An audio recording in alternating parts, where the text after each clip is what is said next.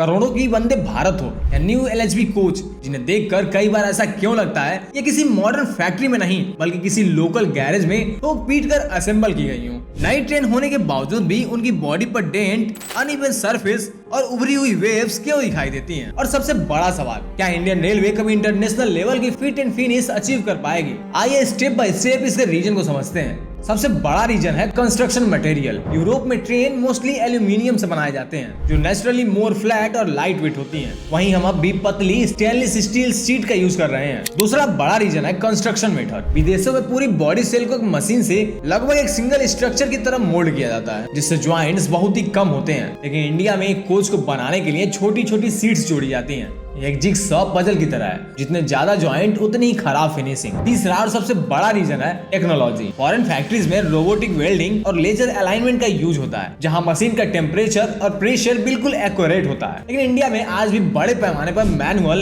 या फिर semi automatic welding होती है। जब इंसान वेल्ड करता है तो हाई टेम्परेचर की वजह से स्टील एक्सपैंड और कॉन्ट्रैक्ट करती है, और ठंडा होते समय मेटल ट्विस्ट या ब्लेंड हो जाता है, जिसे थर्मल डिस्टोरेशन कहते हैं। इसी से सरफेस पर वो वेव्स और अनइवन रिफ्लेक्शन दिखने लगते हैं। दैट मींस इशू सिर्फ दिखावे का नहीं बल्कि मटेरियल साइंस और प्रोडक्शन टेक्नोलॉजी का है।